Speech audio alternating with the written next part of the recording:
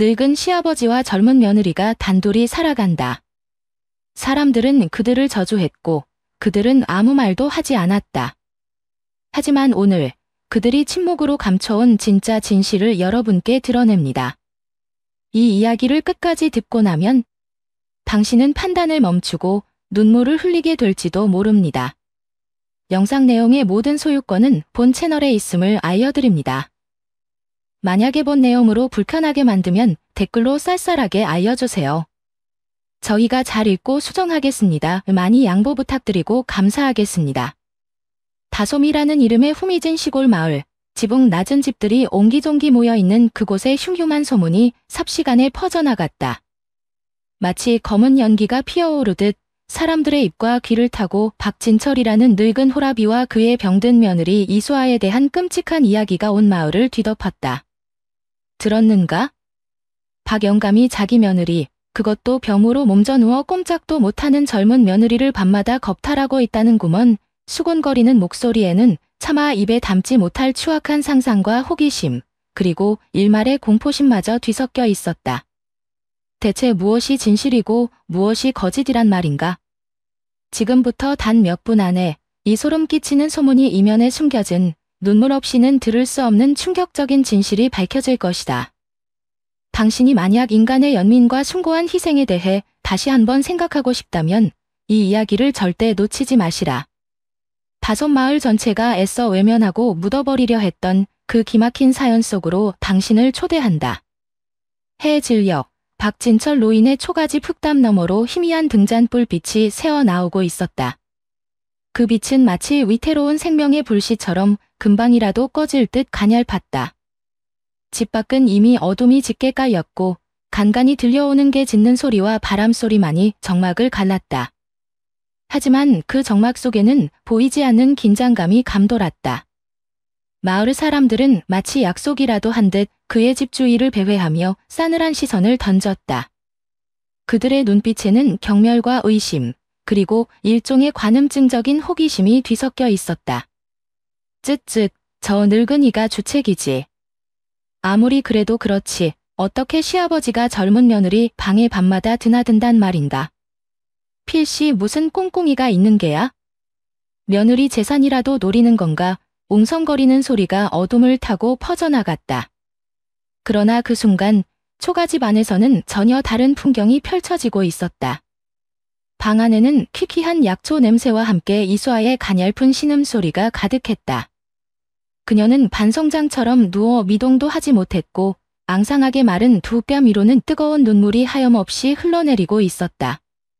박진철 노인은 그런 며느리의 곁을 묵묵히 지키며 물수건으로 그녀의 이마에 맺힌 식은땀을 닦아주고 있었다. 그의 깊게 팬 주름진 얼굴에는 수심이 가득했고 며느리를 바라보는 눈빛에는 안타까움과 연민이 서려 있었다. 그는 아무 말 없이 며느리의 앙상한 손을 잡아줄 뿐이었다. 그 거칠고 투박한 손길에서 그러나 세상 그 무엇과도 바꿀 수 없는 따뜻한 온기가 전해져 왔다. 과연 이 두 사람에게는 어떤 기막힌 사연이 숨겨져 있는 것일까? 순수한 사랑과 헌신이 과연 악랄한 세상의 편견과 저주를 이겨낼 수 있을까? 그리고 박진철 노인이 며느리 수아와 함께 가슴 깊이 묻어둔 비밀은 대체 무엇이란 말인가? 이 모든 의문은 이제 곧 풀릴 것이다. 당신의 심장을 뒤흔들 준비가 되었는가? 박진철 노인이 따뜻한 물에 적신 수건을 들고 수아를 안쓰럽게 바라보았다. 이 논란 많은 행동을 이해하려면 비극이 이 작은 가정의 그림자를 들이우기 전에 그 시절로 시간을 거슬러 올라가야만 한다. 박진철 노인의 외아들 박민준이 이수아의 손을 잡고 집에 데려와 인사시키던 날, 다솜 마을 전체가 술렁였다. 잔칫날처럼 들뜬 분위기가 아니었다. 뭐랄까, 보이지 않는 먹구름이 그들 가족 주위를 맴도는 듯한 그런 불길함 때문이었을까? 사람들은 축복의 말 대신 의미심장한 눈빛을 주고받으며 뒤에서 수군거렸다. 마치 그들 가족에게 대대로 내려오는 보이지 않는 저주라도 신 것처럼 마을 사람들은 그들의 행복을 시기하는 듯했다. 어떤 이는 박신의 집안이 워낙 가난하니 고생길이 훤하다고 했고 어떤 이는 민준의 어미가 일찍 죽은 것을 불길한 징조로 여기기도 했다. 박진철 노인은 다섯 마을에서 평생을 살아온 오직한 농부였다. 젊은 시절 꽃 많던 아내는 민준을 낳고 산후병으로 얼마 못 가 세상을 등졌다. 그때부터 진철에게 민준은 삶의 전부이자 유일한 희망이었다. 그는 새벽잇을 맞으며 척박한 땅을 갈고 해가 저물도록 논에서 김을 매며 홀로 아들을 키워냈다. 끼니를 거를 때도 있었고 한겨울 추위에 떨 때도 있었지만 그는 민준만큼은 배골치 않고 따뜻하게 자라도록 자신의 모든 것을 바쳤다. 민준아, 아비는 괜찮다. 이 아비 걱정은 말고 너만 바르고 건강하게 자라다오. 그것이 가난한 아버지의 유일한 바람이자 삶의 낙이었다. 진철의 손은 나무 껍질처럼 거칠었고 얼굴에는 고된 세월의 흔적이 깊게 패어 있었지만 아들을 바라보는 그의 눈빛만은 언제나 따뜻한 온기로 가득 차 있었다. 민준은 그런 아버지의 깊은 사랑과 희생을 먹고 자란 나무처럼 곧고 바르게 성장했다. 가난 속에서도 그는 결코 주눅 들지 않았고 오히려 일찍 철이 들어 아버지를 돕는 속 깊은 아들이었다. 과묵했지만 따뜻한 마음씨를 지녔고 아버지를 생각하는 마음은 또래 아이들보다 훨씬 어른스러웠다. 학교에서 돌아오면 책가방을 던져두고 곧장 밭으로 나가 아버지의 일손을 도왔고 밤에는 호롱불 밑에서 아버지의 어깨를 주무르며 하루의 피로를 풀어드리곤 했다. 농사일이라면 이골이 난 아버지의 거친 손을 볼 때마다 민준은 남몰래 눈물을 삼키곤 했다. 아버지, 조금만 더 고생하십시오. 제가 꼭 성공해서 아버지의 저 주름진 손에 호강을 시켜드리겠습니다. 그는 가슴 깊이 다짐하고 또 다짐했다. 그러던 민준이 25되던 해 그의 마음에 한 송이 수줍은 들꽃처럼 이수아라는 처녀가 피어났다. 수아는 이웃 마을 고아였다. 아주 어릴 적 부모를 여의고 병든 외할머니 손에 겨우겨우 자랐지만 그녀의 얼굴에선 그늘 한 점 찾아볼 수 없었다. 가난과 외로움 속에서도 수아는 늘 샘물처럼 맑고 햇살처럼 따뜻한 미소를 잃지 않았다. 그녀의 눈망울은 밤하늘의 별처럼 초롱초롱 빛났고 작은 입가에는 언제나 잔잔한 미소가 머물렀다. 민준은 읍내장터에서 나무를 팔고 있는 수아의 그런 모습에 첫눈에 반했다. 아니, 어쩌면 가슴 저미도록 아픈 연민이었을지도 모른다. 그는 수아의 작은 어깨에 드리워진 삶의 무게를 조금이라도 덜어주고 싶었다. 그는 수아가 팔던 나무를 전부 사주었고 무거운 짐을 대신 들어주며 그녀의 집까지 바래다 주었다. 두 사람의 사랑은 가랑비처럼 조용히 그러나 깊숙이 서로에게 스며들었다. 민준은 수아에게 듬직한 버팀목이 되어주었고 수아는 민준에게 세상 누구도 주지 못했던 따스한 위안을 주었다. 그들은 가난한 살림이었지만 서로를 바라보는 눈빛만으로도 세상 모든 것을 다 가진 듯 행복했다. 들녘에서 함께 땀 흘리며 일하고 밤에는 작은 초가 삼간 돛돌에 나란히 앉아 밤하늘의 별을 보며 미래를 속삭였다. 마침내 민준은 용기를 내어 아버지 진철에게 수아와의 혼인 의사를 밝혔다. 진철은 말없이 아들의 얼굴을 한참 동안 바라보았다. 기쁨과 걱정이 교차하는 복잡한 표정이었다. 그는 아들이 마음에 둔 처자가 있다는 것이 대견하면서도 한편으로는 가난한 살림에 며느리를 들여 고생만 시키는 것은 아닌지 걱정이 앞섰다. 민준아, 내가 좋다면야 아비는 반대할 마음 없다. 다만 우리 집 형편이 이리 누추한데 저 착한 처자를 데려와 고생만 시키는 건 아닌지. 그게 마음에 걸리는구나. 민준은 아버지의 손을 꼭 잡았다. 아버지, 수아 씨도 저도 가난은 두렵지 않습니다. 서로 아끼고 사랑하며 살면 그 어떤 어려움도 헤쳐나갈 수 있다고 믿습니다. 제가 수아 씨를 평생 행복하게 해줄 겁니다. 아들의 확신에 찬 눈빛에서 진철은 젊은 날 아내에게 맹세했던 자신의 모습을 보았다. 그는 조용히 고개를 끄덕였다. 결혼식은 더할 나위 없이 단출했다. 새하얀 한복을 곱게 차려입은 수아의 얼굴은 보름달처럼 환했고 민준은 그런 아내의 모습에서 눈을 떼지 못했다. 진철 노인이 어렵게 마련한 돼지고기 한 점과 막걸리 몇 병이 전부였지만 그들의 마음만은 그 어느 양반댁 잔치보다 풍성했다. 마을 사람들이 모여 그들의 앞날을 축복해 주었지만 그들 중 몇몇은 여전히 의심과 안쓰러움이 뒤섞인 눈초리를 거두지 않았다. 저 박신의 집안에 시집가서 과연 잘 살 수 있을까? 워낙 박복한 집안이라던데 또 무슨 굳은 일이 생기지나 않을까? 하는 불길한 속삭임들이 잔치 분위기 속에 찬물처럼 섞여들었다. 그럼에도 불구하고 결혼 초 그들의 삶은 소박하지만 더없이 행복했다. 수아는 부지런하고 살뜰하게 시아버지를 모셨고 민주는 그런 아내를 하늘처럼 떠받들었다. 작은 초가 삼간에는 늘 세 사람의 웃음소리가 끊이지 않았고 진철은 며느리가 들어온 후 집안에 온기가 도는 것 같아 마음이 한없이 흐뭇했다. 수아는 새벽 일찍 일어나 아침을 짓고 낮에는 민준과 함께 밭에 나가 땀 흘려 일했으며 저녁에는 시아버지의 말벗이 되어주었다. 어느 날 저녁 민준은 수줍게 작은 나무 상자를 수아에게 내밀었다. 그 안에는 투박하지만 정교한 손길로 그가 직접 깎아 만든 나무 비녀 하나가 들어있었다. 수아야, 이건 돌아가신 우리 어머니께서 남기신 유품이다. 내가 어릴 적 어머니는 이 비녀를 내게 주시며 이것이 너를 지켜줄 것이라 하셨지. 이제는 내가 이 비녀의 주인이 되어주었으면 한다. 비록 보잘것없지만 내 마음이 담긴 것이니 받아줘. 민준의 목소리는 살짝 떨리고 있었다. 수아는 말없이 나무 비녀를 받아들었다. 차갑고 단단한 나무의 감촉이 그녀의 손가락 끝으로 전해졌다. 비녀에는 세월의 흔적이 고스란히 담겨 있었지만 그 어떤 보석보다도 귀하고 아름다워 보였다. 그녀는 눈시울을 붉히며 그 비녀를 자신의 머리에 조심스럽게 꽂았다. 민준이 만들어준 이 낡은 나무 비녀가 자신들의 사랑과 행복을 영원히 지켜줄 것이라고 그녀는 굳게 믿었다. 하지만 시간은 무심하게 흘러갔고 그들의 소박한 행복에도 조금씩 먹구름이 들이우기 시작했다. 1년이 지나고 이태가 지나도록 수아에게는 아이 소식이 없었다. 처음에는 아직 젊으니까 곧 좋은 소식이 있겠지 하며 대수롭지 않게 여겼던 마을 사람들의 눈빛이 차츰 달라지기 시작했다. 새댁은 아직 소식이 없는가?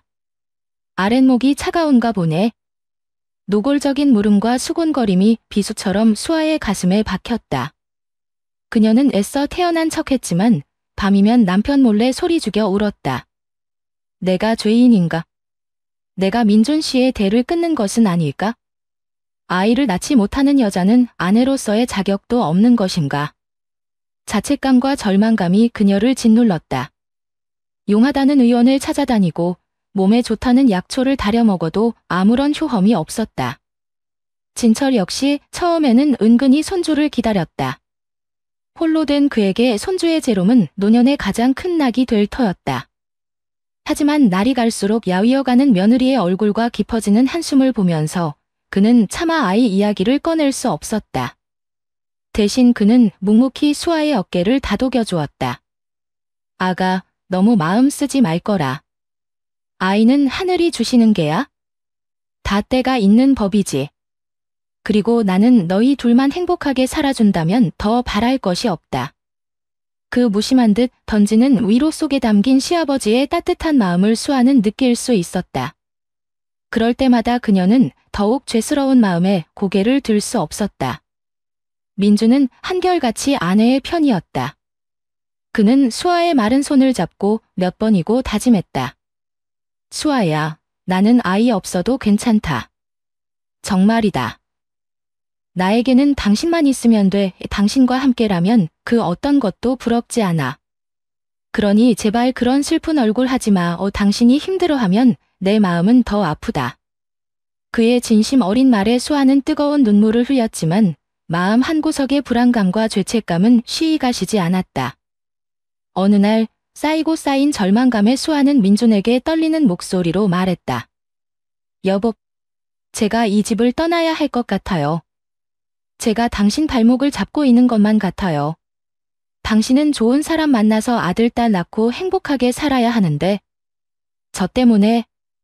민주는 수아의 말을 가로막으며 그녀를 와락 끌어안았다. 그의 품은 넓고 따뜻했지만 어딘지 모르게 가늘게 떨리고 있었다. 바보 같은 소리 하지 마. 당신 없는 내 삶은 상상할 수도 없어. 우리는 함께 이겨낼 거야. 반드시. 어떤 어려움이 닥쳐도 나는 당신 손 놓지 않을 거야. 그의 목소리는 단호했지만 그 끝은 불안하게 흔들렸다. 이 사랑을 지킬 수 있을까? 이 가혹한 운명 앞에서 우리는 얼마나 더 버틸 수 있을까? 그들의 눈에는 보이지 않는 미래에 대한 두려움이 가득했다. 그렇게 아슬아슬한 하루하루가 이어지던 어느 뜨거운 여름날 결국 사건이 터지고야 말았다. 찌는 듯한 더위 속에서 바치를 하던 수아가 그만 정신을 잃고 쓰러진 것이다.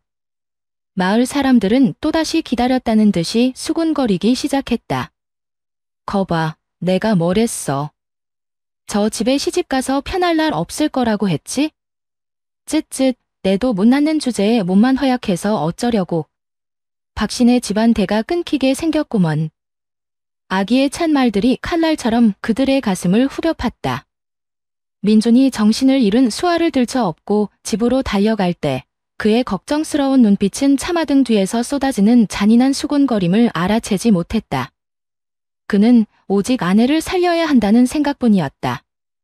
하지만 그것은 그들 가족에게 곧 닥쳐올 더 거대한 폭풍우, 피할 수 없는 죽음이라는 이름의 폭풍우의 시작일 뿐이었다. 그 며칠 뒤부터였을까? 박민준의 마른 기침 소리가 잦아졌다.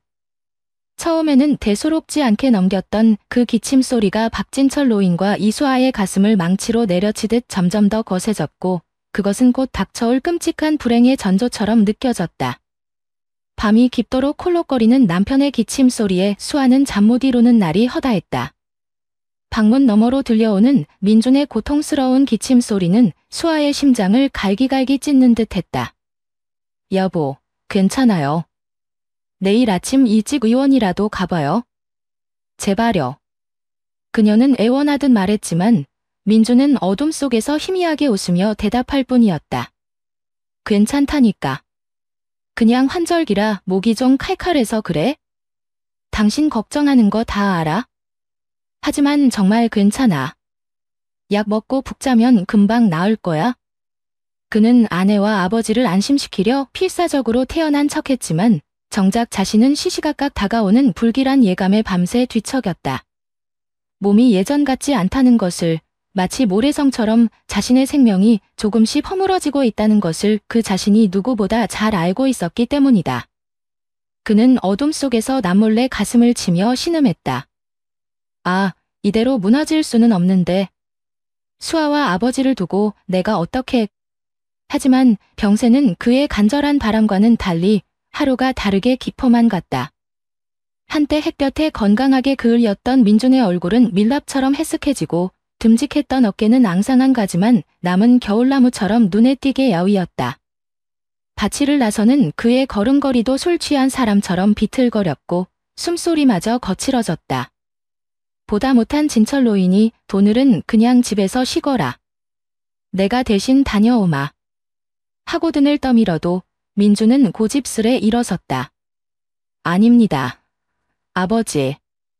아직 이 정도는 괜찮습니다.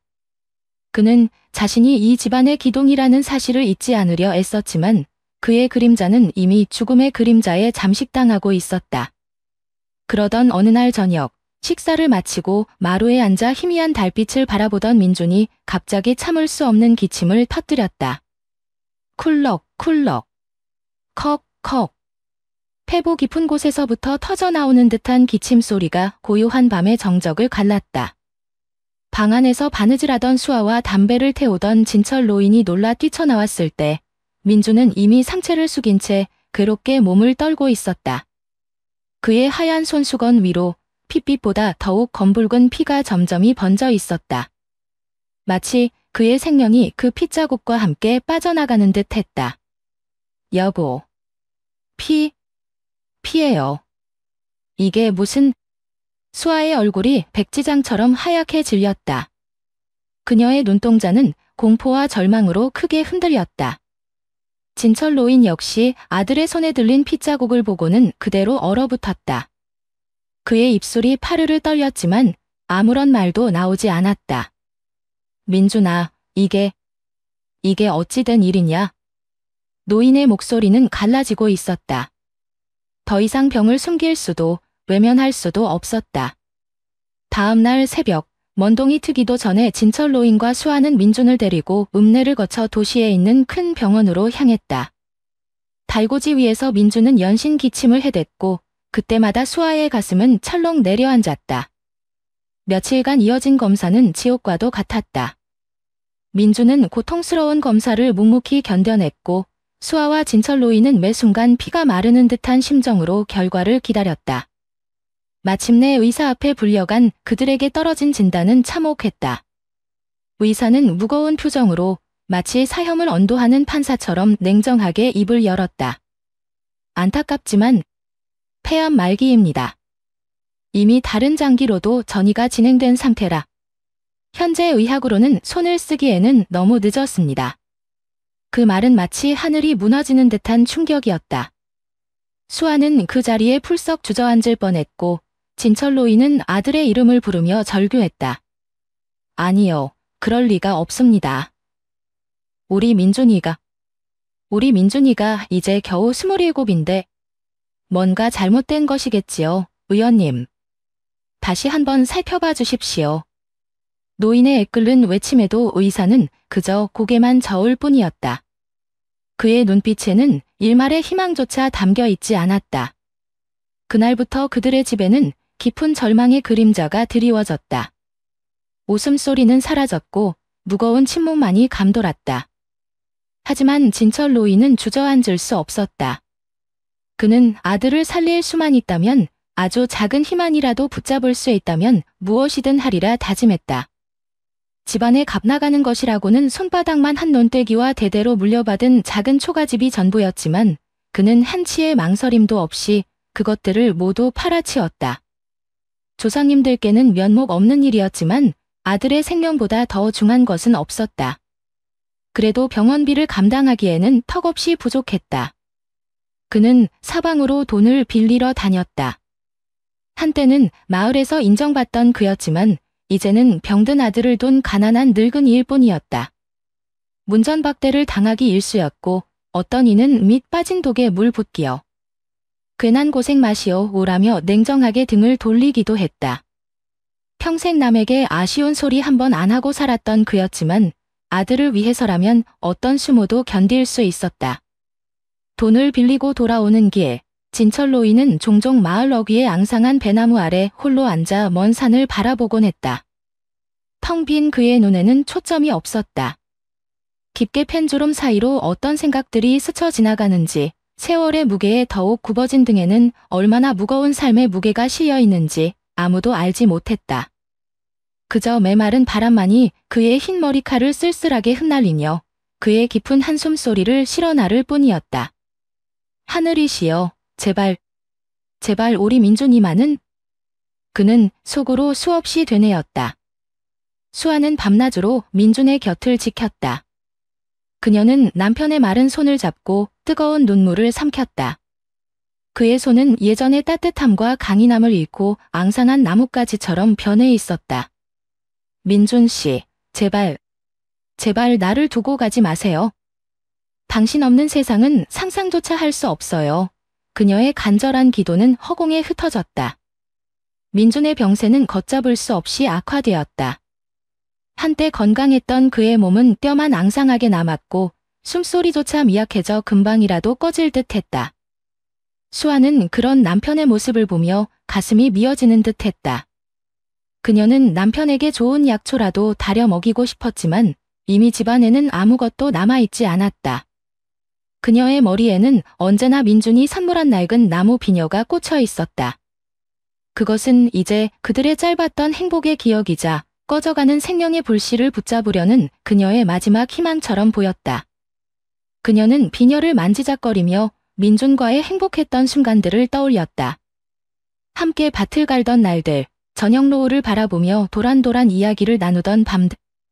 그 모든 것이 이제는 다시 돌아올 수 없는 꿈결 같은 시간이 되어버렸다. 죽음의 그림자가 짙게 들이온 어느 날 밤, 민준은 힘겹게 수아의 손을 잡았다. 그의 눈빛은 촛불처럼 희미했지만 그 안에 담긴 사랑만은 그 어느 때보다도 선명했다.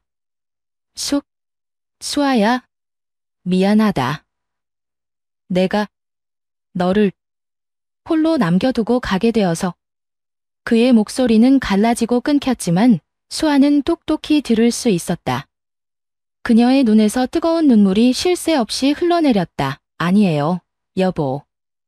그런 말 하지 마세요. 당신은 괜찮아질 거예요. 반드시 일어날 수 있어요. 수아는 흐느끼며 남편의 뺨에 얼굴을 묻었다. 민주는 힘겹게 미소를 지으며 말을 이었다. 수아야, 부디 잘하다. 나옥, 내 목까지 더 행복하게. 그리고 아버님을 홀로 두지 마요. 잘 부탁한다. 그것이 민준이 남긴 마지막 말이었다. 그의 손이 힘없이 수아의 손에서 스르르 풀려나갔다. 그의 눈은 천천히 감겼고 거친 숨소리도 멎었다. 민주는 수아와 진철로인이 지켜보는 가운데 조용히 영원한 안식에 들었다.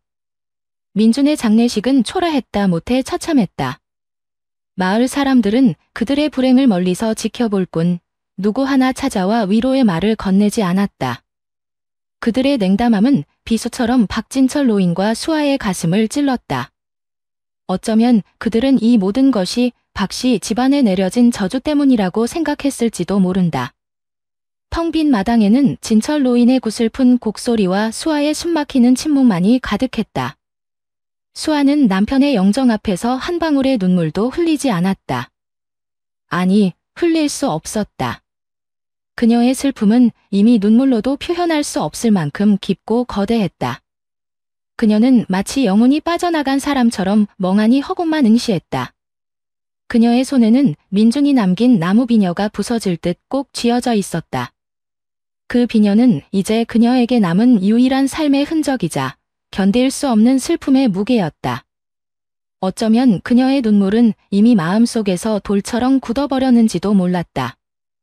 진철로인은 아들을 잃은 슬픔에 잠길 겨를도 없이 이제는 며느리 걱정에 마음을 졸여야 했다. 수아는 식음을 전폐하고 방 안에만 틀어박혀 있었다. 그녀의 눈빛은 초점을 잃었고 삶의 의욕마저 모두 사라진 듯 보였다. 진철로인은 그런 며느리를 보며 또다시 가슴을 찼다. 민준아, 이 못난 아비가 내 마지막 부탁조차 들어주지 못하는구나. 내가 수아를 어떻게 해야 한단 말이냐. 그의 탄식은 허공으로 흩어졌다. 그러던 어느 날 창가에 힘없이 앉아 먼 산을 바라보던 수아가 갑자기 등을 움켜쥐며 나지막한 신음을 흘렸다.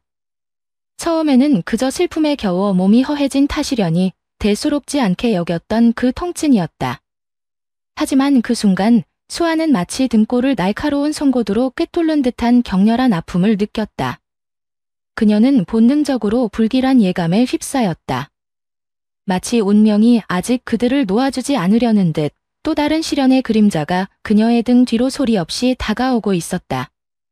수아의 등에 느껴지던 통증은 날이 갈수록 선명해졌다. 마치 독사 한 마리가 이미 만신창이가 된 그녀의 몸을 서서히 휘감는 듯했다. 하지만 가혹한 운명은 아직 그들을 놓아줄 생각이 없는 듯했다. 수아의 등 통증은 단순한 몸살이 아니었다.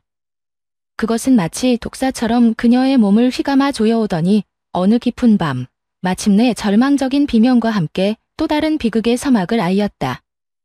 아버님, 제 다리가 움직이지 않아요. 수아의 처절한 외침이 밤의 정적을 갈랐다. 곤히 잠들어 있던 박진철 노인은 그 소리에 벌떡 일어나 수아의 방으로 달려갔다. 며느리의 얼굴은 창백하게 질려 있었고 식은 땀으로 온통 젖어 있었다. 그녀는 공포에 질린 눈으로 자신의 두 다리를 내려다보고 있었다. 감각이 없었다. 마치 무거운 돌덩이가 되어버린 듯 그녀의 의지대로 조금도 움직여주지 않았다. 손톱으로 허벅지를 꼬집어봐도 아무런 느낌이 없었다. 차가운 절망이 그녀의 온몸을 휘감았다. 하늘도 무심하시지. 아들을 잃은 슬픔이 채 가시기도 전에 이제는 며느리마저. 진철 노인은 만연자실했지만 주저앉아 있을 수만은 없었다. 그는 며느리의 손을 잡고 떨리는 목소리로 말했다. 아가, 정신 똑바로 차려야 한다. 이 아비가 어떻게든 방법을 찾아보마. 그는 다음 날 새벽같이 수아를 업고 다시 도시의 병원으로 향했다. 그의 등은 이미 너무 많이 굽어 있었지만 며느리를 업은 그의 발걸음에는 비장함마저 서려 있었다. 의사의 진단은 또다시 절망적이었다. 척추신경에 심각한 손상이 와서 하반신이 마비되었다는 것이었다. 젊은 나이에 청천벽력 같은 소식이었다. 수술을 하면 아주 미약하나마 희망이 있을지도 모르지만 그마저도 성공을 장담할 수 없으며 엄청난 비용이 필요하다고 했다. 이미 민준의 병원비로 모든 것을 탐진한 그들에게는 그림의 떡과 같은 이야기였다. 수아는 자신의 기구한 운명을 저주하며 목 놓아 울었다. 차라리 저를 민준 씨 곁으로 데려가 주세요. 이렇게 집만 되어서 살아서 무엇합니까? 제발 저를 죽게 내버려 두세요. 그녀의 울부짖음은 듣는 이의 가슴을 저미게 했다. 하지만 진철 노인은 며느리를 포기할 수 없었다.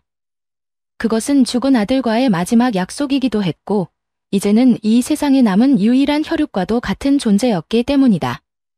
그는 며느리의 손을 잡고 단호하게 말했다. 아가, 죽는다는 소리 함부로 하는 것이 아니다. 내 목숨은 내 것만이 아니야. 민준이 목까지 살아야지. 이 아비가 어떻게든 너를 다시 걷게 해줄 것이다. 그는 수아를 집으로 데려와 극진히 간호하기 시작했다. 아들을 떠나보낸 슬픔으로 이미 만신창이가 된 노인이었지만 그는 며느리를 위해 다시 한번 허리를 고쳐 세웠다. 그는 수아의 손과 발이 되어 주었다. 식사 때마다 손수 죽을 쑤어 시킨 다음 한 술 한 술 떠먹였고 밤에는 잠도 자지 않고 굳어버린 며느리의 다리를 정성껏 주물렀다. 아가, 힘을 내야 한다.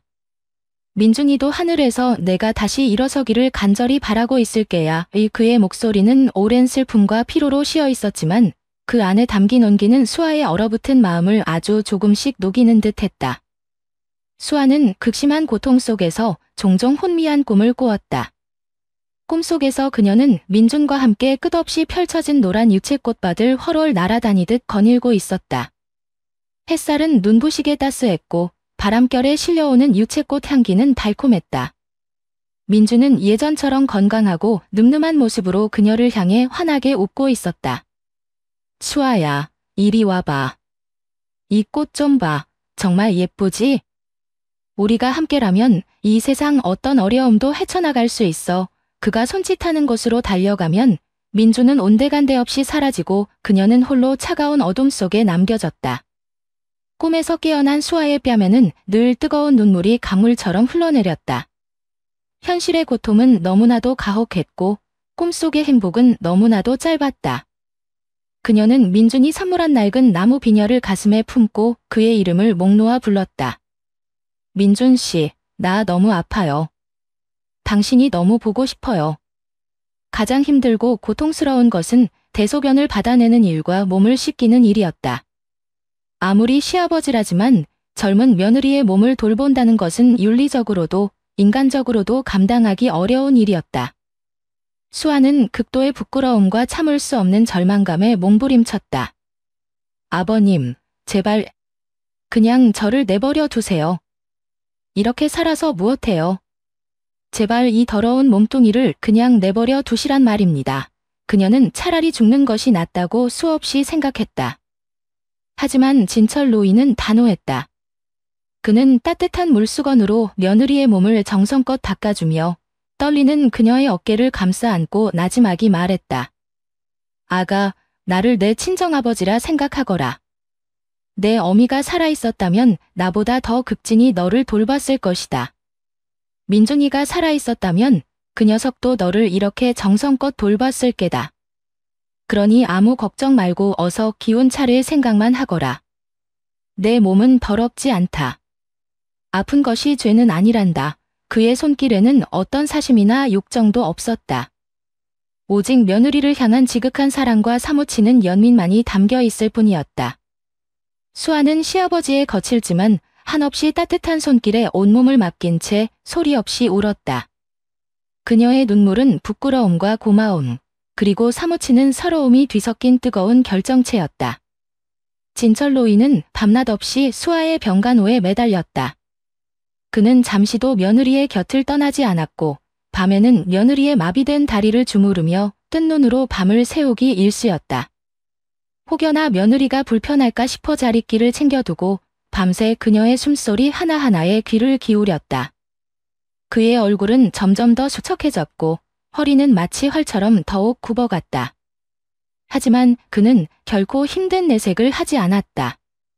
오히려 수아 앞에서는 억지로 밝은 표정을 지으며 이런저런 세상 돌아가는 이야기를 들려주기도 하고 서툰 농담을 건네기도 했다. 옛날에 민준이 어렸을 때도 내가 이렇게 업고 키웠지.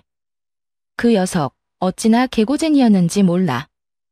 잠시도 가만히 있지를 못했지.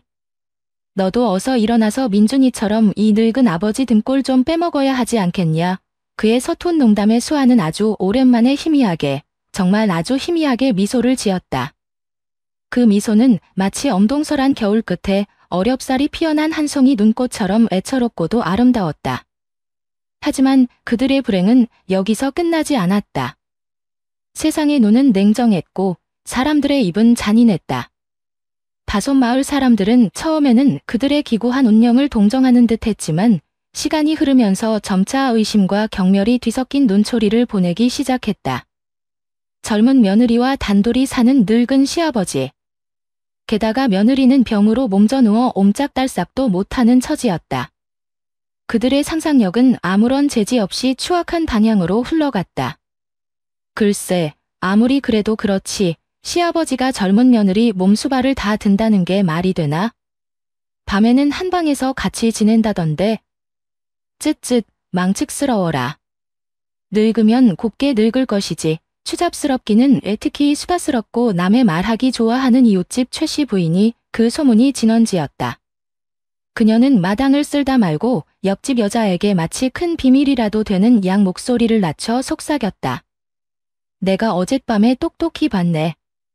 박 영감방에서 글쎄 젊은 여자의 웃음소리가 새어나오더라니까. 필시 무슨 짓을 해도 한계야. 최씨 부인은 유난히 남의 일에 관심이 많았고 한 번 입에 올린 이야기는 온갖 쌀을 붙여 동네방네 퍼뜨리는 것으로 유명했다. 그녀는 종종 박진철 노인의 집담벼락에 귀를 대고 안의 동정을 살피거나 대문 틈으로 몰래 훔쳐보기도 했다. 어느 날 최씨 부인은 진철 노인이 수아에게 죽을 떠먹여주고 있는 모습을 목격했다. 그녀의 눈에는 노골적인 경멸과 불결하다는 듯한 의심이 가득했다. 저 늙은이가 필시 며느리에게 딴 마음을 품고 있는 것이야. 그렇지 않고서야 저렇게까지 정성을 들일 리가 없지. 짐승만도 못한 인간들. 그녀의 입에서 시작된 소문은 꼬리에 꼬리를 물고 걷잡을 수 없이 온 마을로 퍼져나갔다. 처음에는 그저 이상하다 정도였던 이야기가 사람들의 입을 거치면서 부적절하다, 폐륜적이다, 더럽다는 식의 험악한 말로 변질되었다.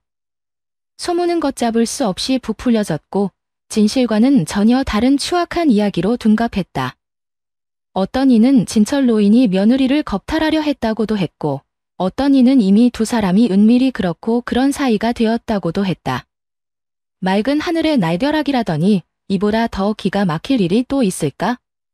진철 노인은 처음에는 그저 헛소문이려니 시간이 지나면 사그라지겠거니 하며 애써 무시하려 했다.